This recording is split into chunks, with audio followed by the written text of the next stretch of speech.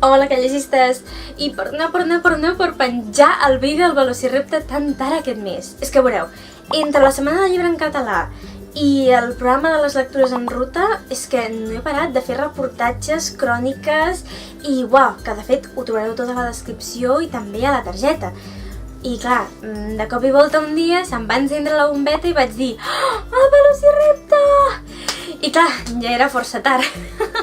Així que, com que la protagonista del repte d'aquest mes és Barcelona, he pensat que per compensar-vos faré un top 5 de llibres ambientats a Barcelona. Què us sembla? Comencem?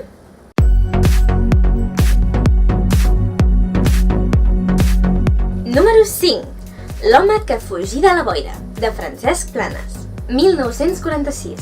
En Mateu, un jove que ha tornat de la Guerra Civil Espanyola, té un comportament estrany. Està desorientat i busca algun sentit per viure en una postguerra molt fosca.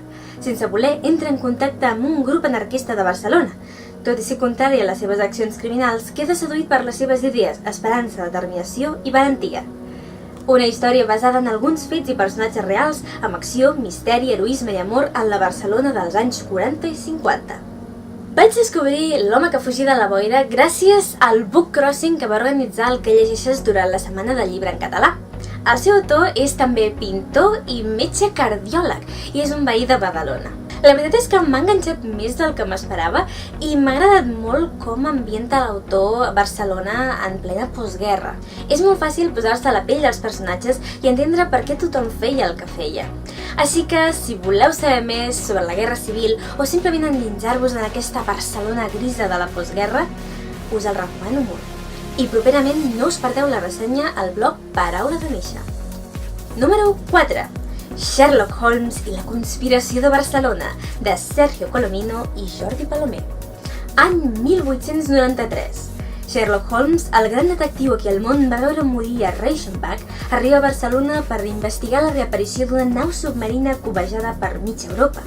Però en una ciutat dividida pel conflicte entre burgesia i classe obrera, la investigació inicial de Holmes estendrà els seus fils per acabar conduint-lo fins a les societats anarquistes i a fer-ne testimoni directe d'un dels successos més sagnants de la història de Barcelona. Malgrat que no sóc una àvida lectora de còmics, quan vaig veure aquest, el vaig necessitar. Em va semblar una idea superoriginal, us imagineu?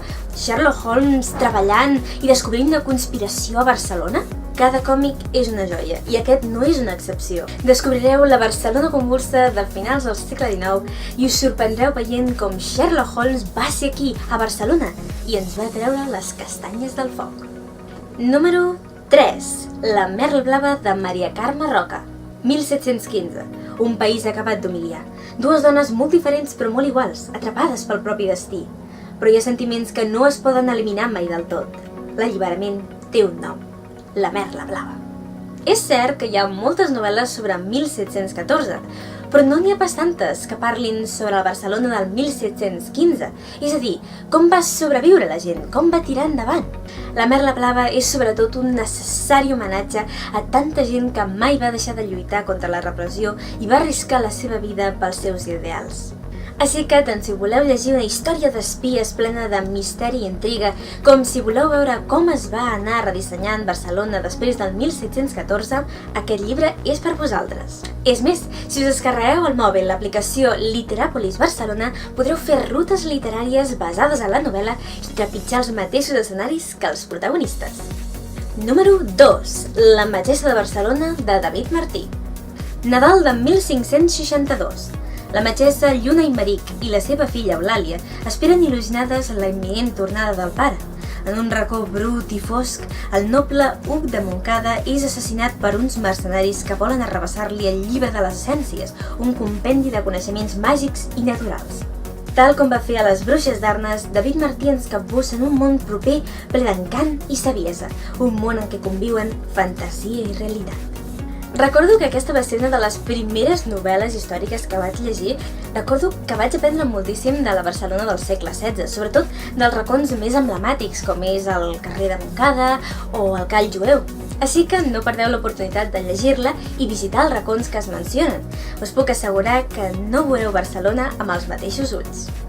I per últim, en el número 1, Serena, de Dolors Garcia i Cornellà. Barcelona 1428. un terratrèmol sacseja la ciutat. Els pirates tenen segrestat l'Anselm Estrany i cal pagar el rescat.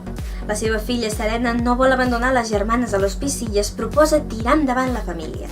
Però poc es pensa que dels fixos de paper usat que compra per fer soles en sortirà alguna cosa més que sandàlies.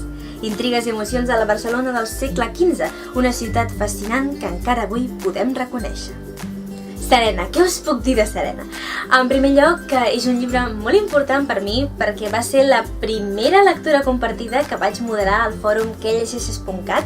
També perquè va ser la primera vegada que vaig contactar amb una autora per dir-li el que m'havia semblat el seu llibre i per proposar-li que participés també en aquest debat. I en tercer lloc, perquè durant la setmana del llibre en català, per fi, 4 anys després, vaig poder conèixer en persona a la Dolors. I estic que no m'ho crec. Així que ja ho sabeu, aquest és el meu top 5 de novel·les sobre Barcelona. Quin és el vostre? Deixeu-m'ho tots els comentaris i doneu-li a like i subscriviu-vos si us ha agradat el vídeo i heu llegit algun d'aquests llibres. I per últim, una pregunta.